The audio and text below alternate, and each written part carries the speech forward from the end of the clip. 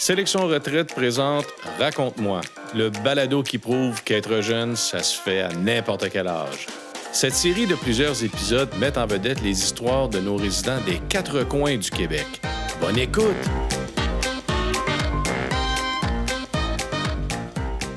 Aujourd'hui, au balado Raconte-moi, nous recevons deux invités, Madame Paulette Turcotte et Pierrette Maisonneuve, toutes les deux résidentes aux sélections retraite Laval.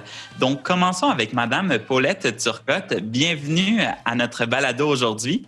Bonjour, ça me fait plaisir. Je suis très heureux de vous avoir avec moi aujourd'hui. Donc, dites-moi, en ce moment, vous êtes aux sélections retraite Laval, mais avant de vous rendre aux sélections, où est-ce que vous étiez dans la vie? On avait une maison, mais on a vu la construction du sélection, mais c'était même pas bâti, c'était un champ ici. Ça va faire 14 ans dans 3 mois qu'on est ici. Wow. Alors, on a vu un kiosque dehors avec quelqu'un avec des plants, puis on est venu voir ça, puis on a aimé énormément ce que c'était parce que c'était l'idéal. C'était une belle place, c'était très bien fait, ça avait l'air d'un hôtel, alors ça n'en était pas une, là. Mais on a décidé de s'en venir ici. Et ça fait 14 ans qu'on est ici bientôt. Avant d'être à la retraite, qu'est-ce que vous faisiez dans la vie? Les 13 dernières années, je travaillais pour la Chambre de commerce de Laval.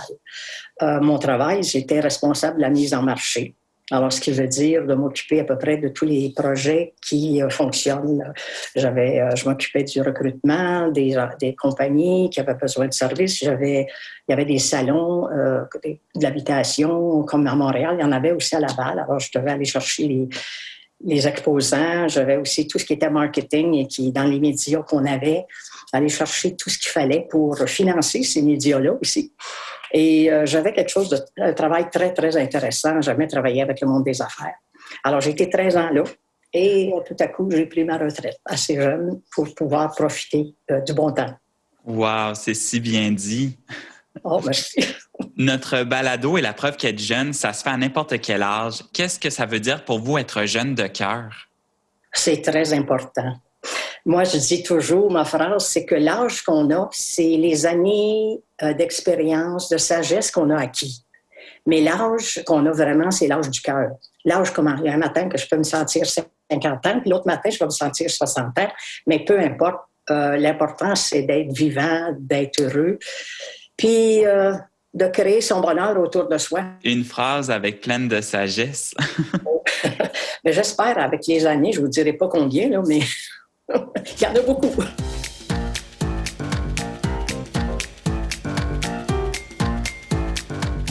Ça nous amène à parler du sujet d'aujourd'hui. Donc, on va parler de la passion pour l'écriture. Dans votre cas, vous avez écrit il y a maintenant 8 ans votre autobiographie. Est-ce que l'écriture a toujours fait partie de votre vie ou est-ce arrivé du jour au lendemain? C'est arrivé à un moment donné où j'ai senti que ce serait peut-être quelque chose d'important à faire. J'avais fait de la peinture avant et je trouvais que c'était important de réaliser des peintures et de pouvoir laisser ça après, là, tu sais. J'avais jamais fait de peinture de ma vie. Comme je dis, dessiner, pour moi, c'était pas une chose. Mais quand on s'y met quelque chose et qu'on veut réaliser, bien, ça se fait. Et là, l'écriture est venue, on donnait des cours ici aux sélections. Je me suis dit, je vais aller voir l'information. Ils ont toujours une journée d'information. Et là, je suis allée voir, puis j'ai trouvé ça très excitant. Mais c'était pas mon domaine du tout. Alors, j'ai dit, bon, on va en suivant un cours bien organisé, qui est bien monté puis qu'on peut avoir de l'aide, à ce moment-là, c'est possible. Donc, je me suis engagée et pendant 2 ans, j'ai écrit mon autobiographie. J'ai un livre pour lequel je suis très, très fière. J'aurais jamais pensé pouvoir faire ça. Mais quand on commence, qu'on y met tout le temps qu'il faut et qu'on se passionne là-dessus, comme la peinture ou quoi que ce soit, on peut réussir à faire ça. Fait que pendant 2 ans, j'ai écrit mon autobiographie. J'ai édité moi-même, sans trop savoir comment ça se faisait. J'ai appris avec l'ordinateur à éditer mon livre. Je suis allée à l'imprimeur, puis j'ai fait imprimer mon livre. Et j'ai un beau livre que j'ai pu remettre à mes enfants, à mes petits-enfants, et qui étaient très, très heureux. Et ils m'ont gâté, tout ça, et je leur ai remis mon livre secret, puis ils ont été enchantés, puis je leur ai demandé s'ils pourraient bien me garder pour les futures générations. Parce que je trouve ça important de laisser quelque chose de soi pour quand on sera parti. mes peintures vont rester, mon livre va rester. Vous faites partie de l'histoire d'une certaine façon. C'est ça, pour les miens. Combien de pages est-ce qu'on retrouve dans votre autobiographie, par exemple? 365, mais il faut dire que la moitié de tout ça, presque la moitié, sont des photos, parce que j'ai voulu marier l'écriture et les photos, c'est plus vivant dans un livre, mais c'est pas nécessaire de mettre les photos, ça dépend. Moi, je voulais faire ça. Je me suis donné un peu plus de trouble, mais je l'ai toute faite en couleur pour que ce soit une pièce importante pour ceux qui l'ont. De bien imager son contenu. Oui, c'est ça. Fait que mes enfants se revoient jeunes, s'ils ont besoin de savoir qu'est-ce qu'il y avait à l'air. Parce que vous savez, écrire sa vie, c'est très, très important. Parce que nos enfants, nos petits-enfants, ils nous connaissent vraiment depuis qu'on est adulte. Ils n'ont jamais su ce qu'on a vécu jeune. Et puis moi, souvent, les petites filles me posaient des questions à savoir oui, mais grand-maman, qu'est-ce que tu faisais dans tel temps ou telle chose? Et on a vécu tellement une vie différente de ce que c'est aujourd'hui. C'est le jour puis la nuit. Alors, raconter les choses de notre passé donne aux gens d'aujourd'hui, mon Dieu, comment est-ce que c'était, là, tu sais. À Noël, nous, on avait dans notre bonne Noël une pomme et une orange, puis on était heureux. Aujourd'hui, ça prend des gros morceaux comme des téléphones puis des grosses affaires qui coûtent cher. Mais c'est le même, toute notre vie a été comme ça. Raconter ça, je pense que c'est une vie, on le raconte avec le cours que je donne, là, que j'anime maintenant. Il y a beaucoup de choses qu'on peut donner, aider et mettre aussi de l'humour là-dedans, puis que ce soit un livre intéressant, que les gens aient envie de continuer toujours à lire plus pour apprendre.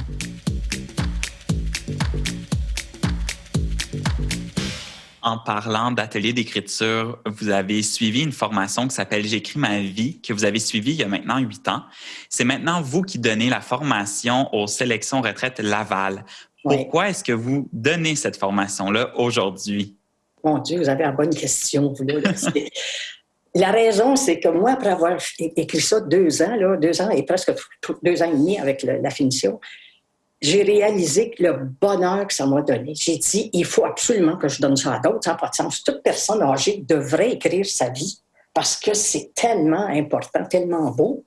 J'ai dit ce que je vais faire. Je vais aller suivre le cours d'animatrice parce qu'il se donne, l'association J'écris ma vie donne des cours d'animation pour ceux qui veulent l'animer. Alors, j'ai été suivre le cours et puis après ça, je me suis mis à recruter des gens qui veulent venir écrire leur biographie, leur autobiographie. Et c'est comme ça que ça a commencé. Et là, je suis dans ma 6e année que je fais ça. Au moment que vous avez suivi la formation, est-ce qu'il vous demandait en même temps d'écrire votre autobiographie ou vous l'aviez déjà écrit avant de suivre la formation? C'est mieux si on l'a écrit parce c'est beaucoup plus facile de comprendre les autres, le cheminement des gens qui sont avec nous et d'être capable de leur donner notre expérience. Parce que c'est ça, le but de donner ce cours-là, c'est de donner mon expérience et de montrer ce que j'ai fait ou de leur dire un peu le cheminement à faire et ça aide énormément les autres. C'est le but pour lequel je fais ça. Parce que c'est du bénévole, en fin de compte, et c'est plutôt un plaisir de voir les gens être contents de réussir. Depuis maintenant 1 an, on est dans la pandémie de la COVID-19. Est-ce que pendant la pandémie, vous avez donné l'atelier, la formation, ou ça s'est arrêté à cause de cet enjeu? Ça s'est arrêté un petit bout, mais je parlais avec les gens, puis les gens étaient démotivés. C'est sûr, tout le monde était démotivé de tout dans la pandémie. Et il n'y avait pas le goût autant d'écrire. Alors, j'ai dit, on pourrait faire autrement. Si on faisait ça sur Skype. J'ai dit, je sais pas. Attends, on va s'organiser comme on vient de faire. Alors, j'ai un cours 1 semaine, c'est avec les gens de l'extérieur sur Skype. Et l'autre semaine, j'étais avec des gens de l'intérieur sur Skype. Et on continue, puis ça les stimule, puis ils lâchent pas. Fait que je suis contente de ça. Est-ce qu'on peut dire que dans leur autobiographie, ils vont aborder le sujet de la pandémie? L'avez-vous amené? C'est sûr et certain, parce que j'ai déjà mon petit papier pour leur dire. Parce que dans ça, c'est les suggestions. Je vais leur dire, on ne peut pas finir cette année-là, on ne peut pas finir notre livre sans parler de cette année 2020 qu'on a vécu, dans la pandémie, tout ce qu'on a vécu. Et présentement, j'ai commencé parce qu'ils sont quand même, ils ont un an de fête, là. Ils s'en vont dans l'adulte, parce qu'on fait ça, on commence par les ancêtres et tout ça. Là, ils sont rendus dans les adultes. Alors, automatiquement, ils vont faire un moment pour ça. Puis j'ai dit, si vous vous sentez capable de le faire maintenant, pendant que vous le vivez, écrivez tout ce qu'il y a, parce qu'on le mettra à la fin du livre pour dire qu'il ne faut pas oublier ça. C'est unique à nous autres. Tu sais. Quels sont les commentaires que vous recevez le plus souvent des gens qui suivent vos ateliers? Les gens aiment beaucoup ce qu'ils découvrent. Au tout début, les gens pensent qu'ils ne se souviendront de rien, qu'ils n'ont rien à dire ou des affaires comme ça. Mais avec le temps, ils se rendent compte comment les choses viennent... ça vient tout d'un coup, puis ils ne comprennent pas ça. J'ai dit oui, puis mon expérience est là pour dire que c'est exactement ça que ça fait. Si vous vous arrêtez, vous à une place pour écrire, puis concentrer, puis laisser faire le téléphone, les choses, la mémoire va revenir, puis il y a des choses qui vont revenir. On utilise aussi beaucoup d'outils, des photos, des souvenirs, des choses pour nous rappeler les émotions qu'on a vécues à ce moment-là. Et ce que les gens disent en général, c'est sûr que c'est pas facile, mais ils sont contents de ce qu'ils font.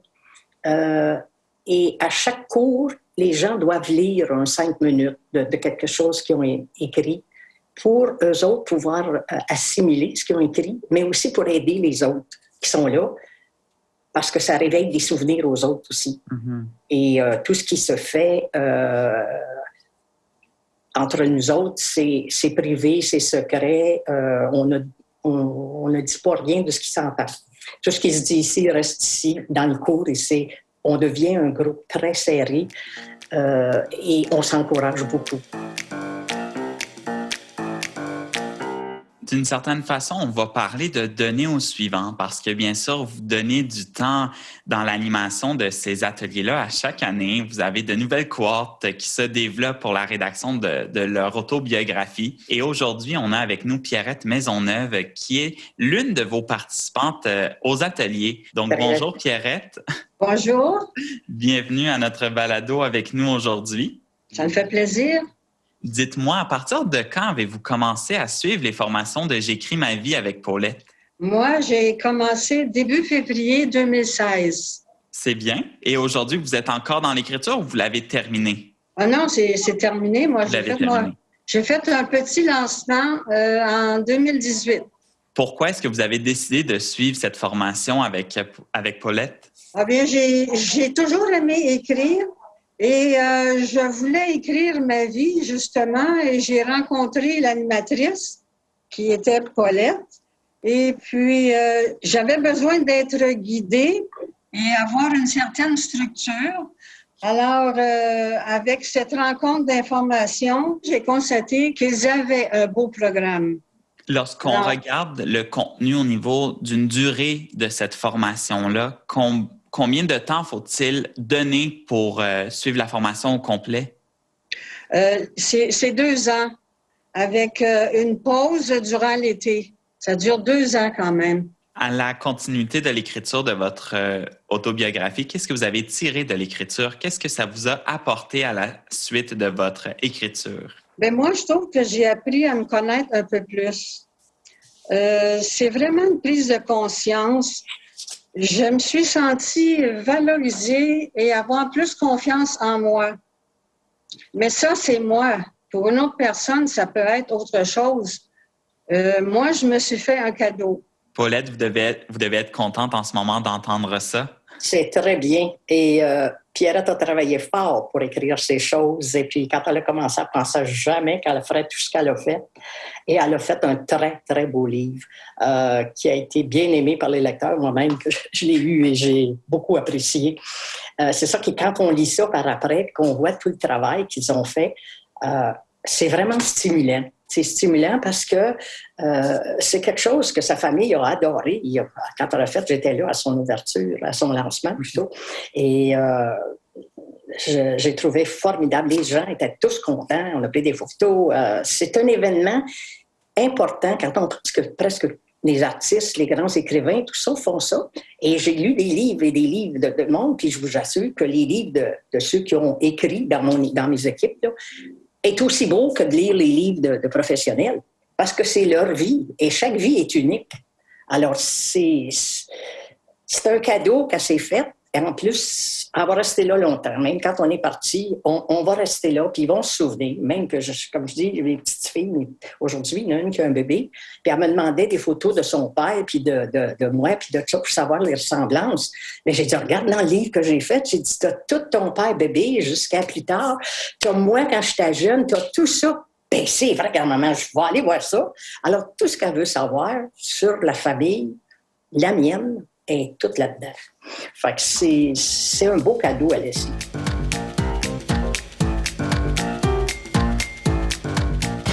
Est-ce que tout le monde devrait vivre l'expérience de l'écriture de son autobiographie?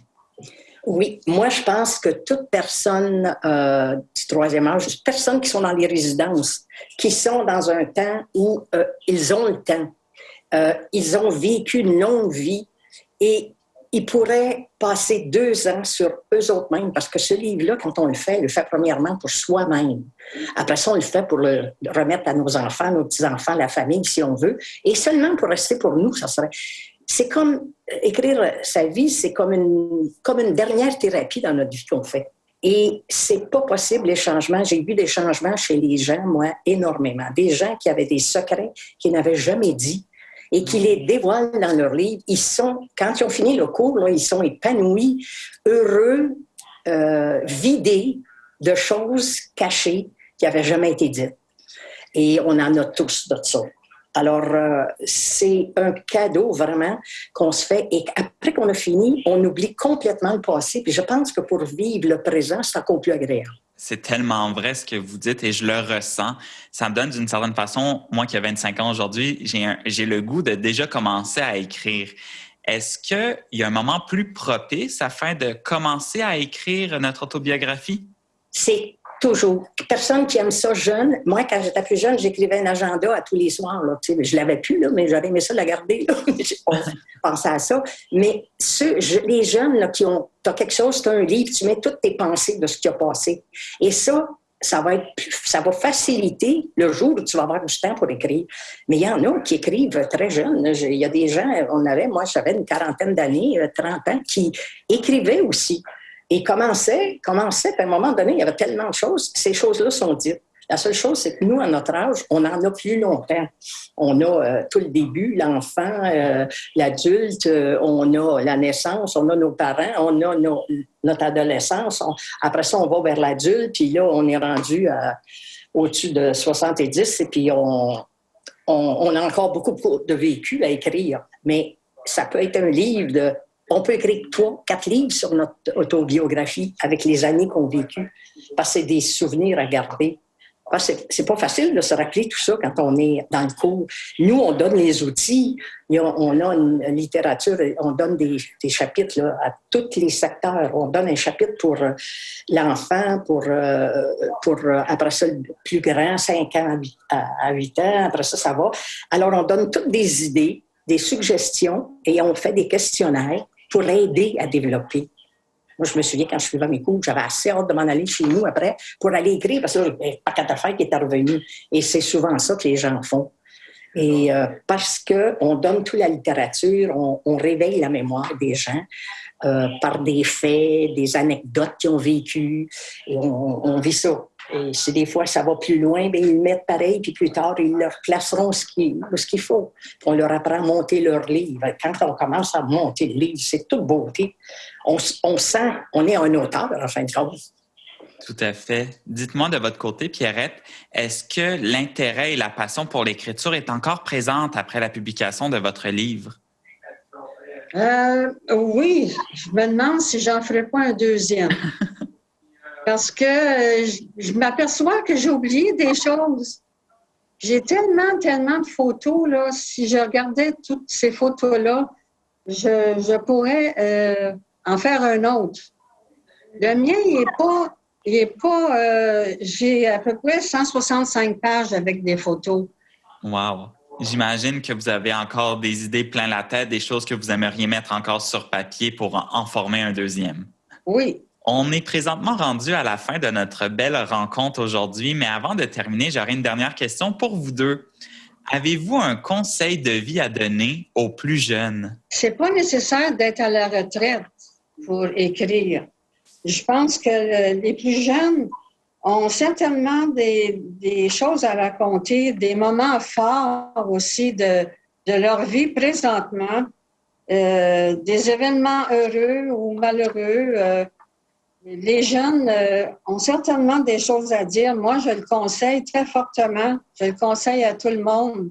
Moi, je pense que chaque vie mérite d'être racontée. Moi, j'ai fait des choses avec la intergénération. Je pense que les jeunes ont beaucoup à apprendre de nous.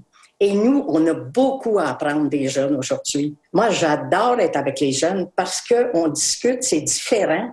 Et on en a besoin de ça pour nous garder en vie. Et comme je dis, partager ces choses-là, souvent les jeunes aiment nous entendre, puis nous autres, on aime les entendre.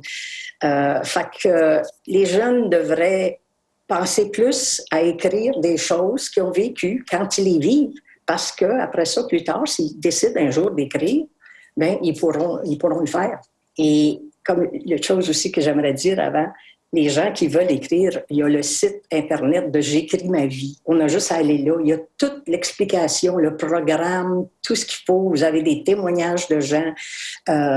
Les gens qui sont intéressés, qui sont curieux, peuvent aller là puis s'inscrire. Et il y a ça fait 20 ans que j'écris ma vie. C'est une association à but non lucratif. Ça fait 20 ans qu'elle existe. Elle a été fondée par un homme, Olivier Filion, qui était un journalier qui travaillait. Et quand il a pris sa retraite, il dit « Qu'est-ce que je vais faire? » Et il a pensé à écrire sa vie.